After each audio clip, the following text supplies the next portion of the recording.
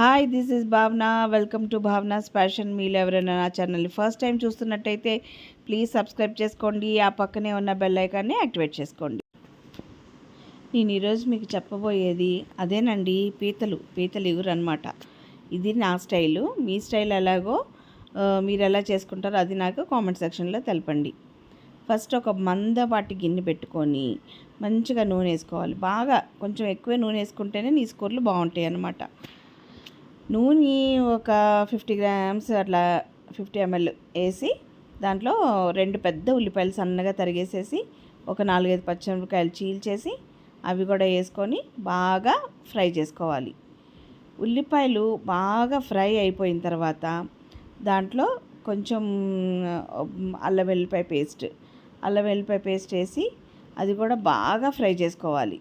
ఉల్లిపాయలు బాగా వేగిన తర్వాత అల్లం వెల్లిపాయ పేస్ట్ చేయాలండి. ఎందుకంటే ఉల్లిపాయలు వేగితే కొంచెం గ్రేవీ బాగా వస్తుందన్నమాట. అందుకని ఉల్లిపాయలు వేగిన తర్వాతే అల్లం వెల్లిపాయ పేస్ట్ వేసి అది కూడా బాగా పచ్చివాసన పోయే వరకు బాగా ఫ్రై చేసుకోండి.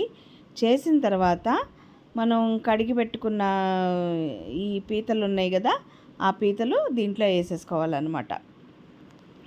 పీతలు క్లీన్ చేసుకోవటం అనేది నేను చూపించలేదు, నేను మళ్ళీ ఇంకొక వీడియోలో చూపిస్తాను మీకు. ఈ పీతలు ఎలా క్లీన్ చేసుకోవాలన్నది. క్లీన్ చేసుకున్న పీతల్ని ఇలా వేసేసి బాగా పైకి కిందకి బాగా మంచిగా కలుపుకోండి. కలుపుకున్న తర్వాత ఉప్పు టేస్ట్కి తగ్గట్టుగా కొంచెం తక్కువ వేసుకోండి, ఎందుకంటే సరిపోతే మళ్ళీ వేసుకోవచ్చు. పసుపు, కారం కొంచెం ఎక్కువ ఉంటేనే బాగుంటుంది. ఈ కూరలు కారంగా ఉంటేనే బాగుంటాయి. ఆ తర్వాత పచ్చి కొబ్బరి, కొంచెం ధనియాలు వేసి బాగా మెత్తటి పేస్ట్. పచ్చి కొబ్బరి ఎంత వేసుకోవాలి అంటే, నేను 1 కిలో పీతలు తీసుకున్నాను కాబట్టి నేను సగం చెప్ప కొబ్బరి వేసాను.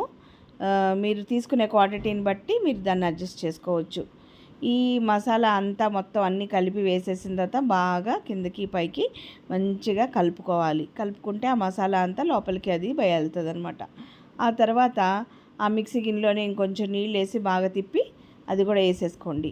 వేసేసుకున్న తర్వాత బాగా ఒకసారి కలిపేసుకొని మంచిగా మూత పెట్టుకొని సిమ్లో కనీసం ఒక 15 to 20 minutes అలాగా ఉడకనివ్వండి, సన్న సెగ మీద. హైలో పెడితే నీళ్ళు ఎగిరిపోతాయి, లోపల సరిగా ఉడకదు.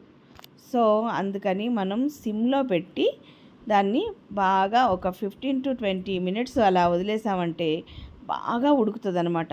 ఉడికిన తర్వాత అప్పుడు మీకు కన్సిస్టెన్సీ మీకు కొంచెం ఎగరాలి అనుకుంటే అప్పుడు హైలో పెట్టి పెట్టేసుకోవచ్చు. లేదు మీకు అది కన్సిస్టెన్సీ సరిపోతుంది అనుకుంటే ఇంకా దాన్ని స్టవ్ ఆఫ్ చేసేసుకోవచ్చు అనమాట. ఇప్పుడు నేను హైలో పెట్టేసి మూత పెట్టేశాను. అది చూసారా, నాకు నీళ్ళన్నీ ఎగిరిపోయినాయి, నాకు నూనె పైకి తేలింది అంటే కూర రెడీ అయిపోయినట్టే. ఇప్పుడు దీంట్లో మనం సన్నగా కొత్తిమీరని బాగా ఎక్కువ కొత్తిమీర తరిగి వేసుకుంటే బాగా టేస్ట్ చాలా బాగుంటుంది అనమాట. మంచి ఫ్లేవర్స్ వస్తాయి. కొత్తిమీర వేసిన తర్వాత ఎప్పుడు కూర ఒకసారి కలుపుకోవాలి. కలుపుకుంటేనే కూర అంతటికి ఆ కొత్తిమీర అనేది బాగా పడుతుంది అనమాట. చాలామంది కొత్తిమీర ఇలా చల్లేసేసి మూత పెట్టేస్తూ ఉంటారు. కొత్తిమీర చల్లిన తర్వాత మూత పెట్టద్దు. మూత పెడితే మనం చల్లిన కొత్తిమీర కలర్ మారిపోతుంది. అంతేనండి, చాలా సింపుల్. మీకు నచ్చిందా? నచ్చితే తప్పకుండా ట్రై చేయండి. మీకు ఎలా కుదిరిందో నాకు కామెంట్ సెక్షన్లో చెప్పండి. నా ఛానల్ని సబ్స్క్రైబ్ చేసుకోవటం మాత్రం మర్చిపోకండి. Thank you.